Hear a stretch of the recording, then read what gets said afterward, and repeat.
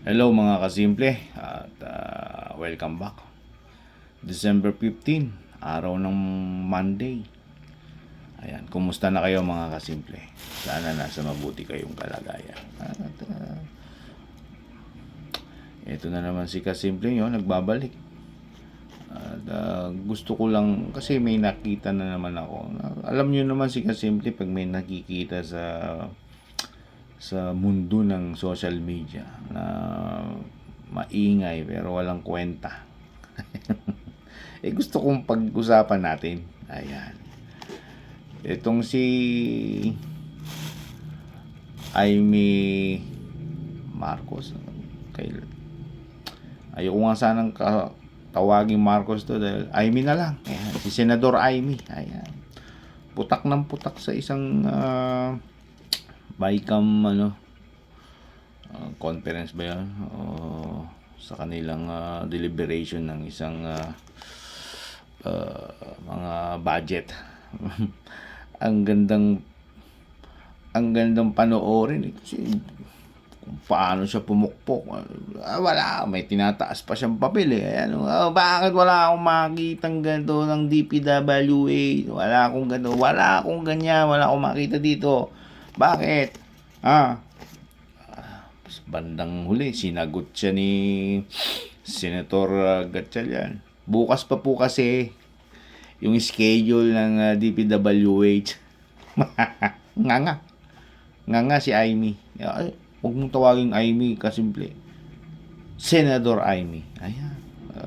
Pabida pa more.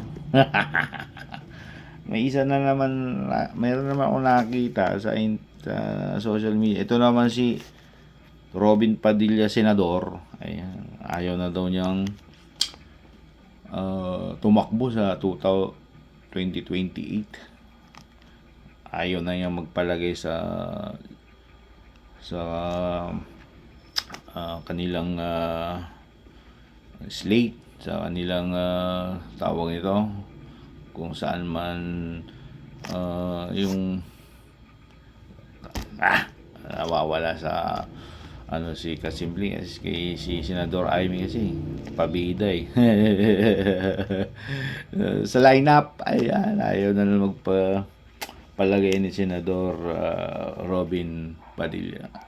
Alam niyo mga kasimple, yan si Senador Robin Padilla, nung gumagawa siya ng mga pelikula, lahat ng kanyang pelikula, si kasimple nyo pinapanood niya kasi idol ko nga sa lahat ng artista maliban kay Fernando Poe Jr. si Robin Padilla ang gustong gusto ko mapanood ng kanyang mga movie. Pangalawa siya kay FPJ. Yan.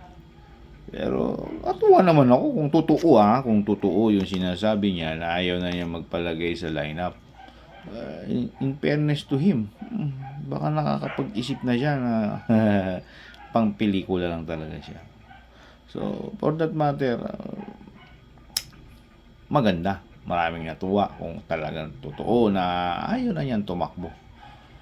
Ayan. So, anyway, nasa kanya yan. Kung totoo yan, very good. Diba? So, mga kasimple, bagay malayo pa naman yung 2028. Pero, lalo na sa mga Gen Z, magpa-registered na kayo mga kasimple. At bumoto kayo. Boto nyo yung karapat dapat. So, kasi marami ng mga matatandang naka-registered dati na baka hindi na kaya pumunta sa mga precinct. Kayo mga Gen Z, yan.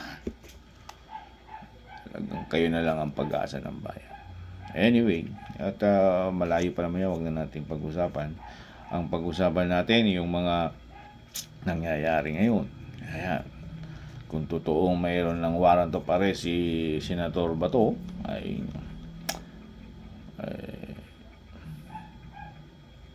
bad luck sa kanya.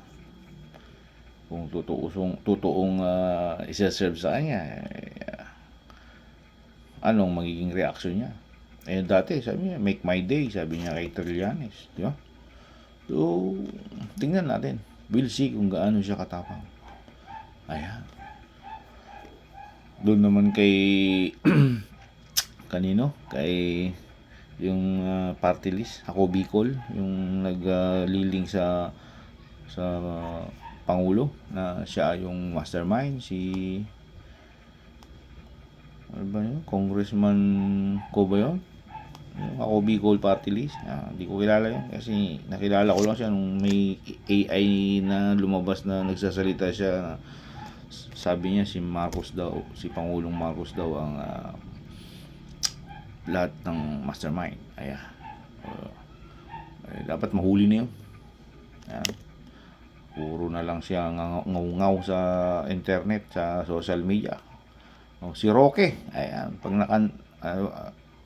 sabi nila na-cancel na yung passport niya. Ayan. Malapit na siya mahuli pag gano'n. Kung na-cancel na yung passport niya. Dito sila magpaliwanag. Huwag sila sa ngaw-ngaw ng ngaw-ngaw sa ibang bansa. Ayan. Kaya sabi ko sa kanila sa inyo mga kasimple,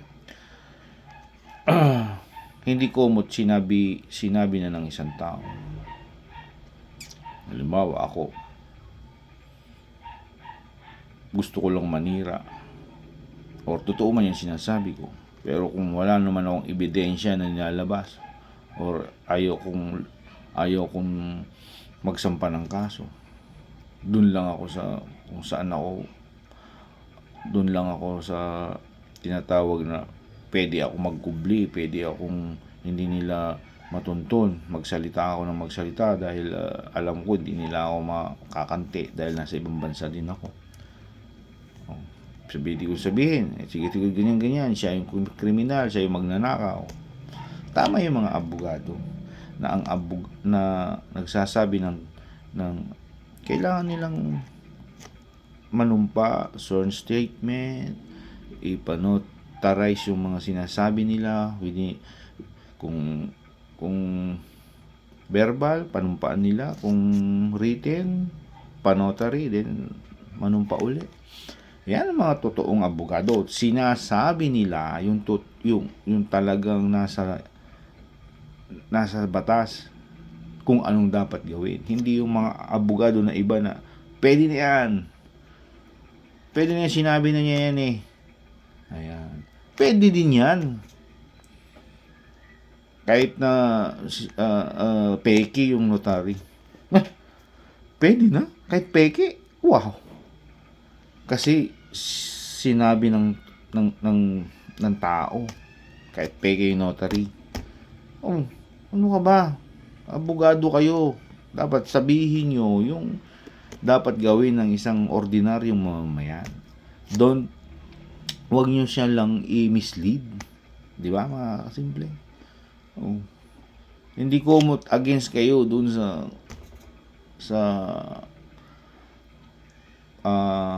tawag nito.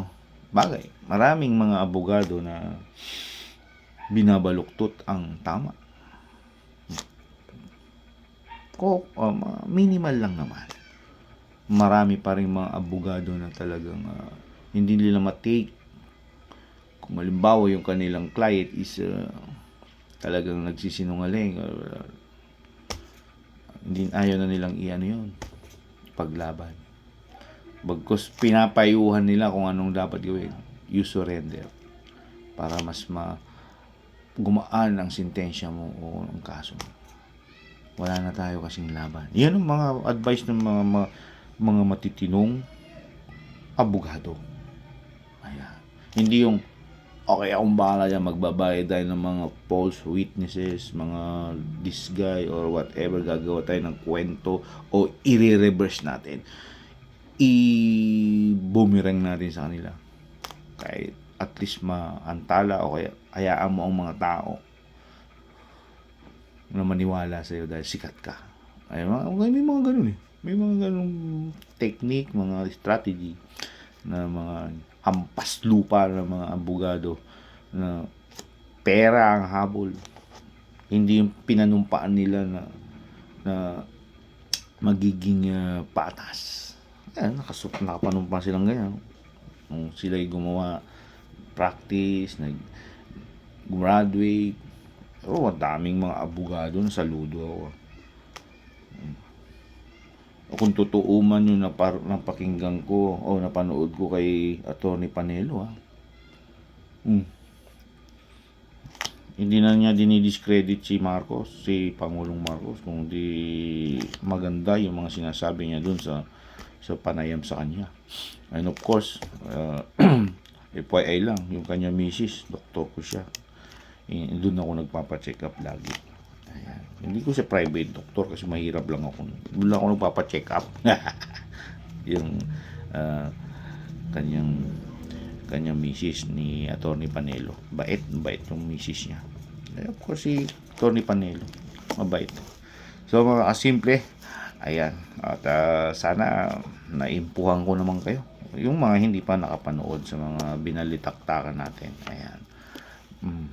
So, till next time, pag may nakita na naman ako sa social media, pag-usapan natin para kayong mga hindi updated,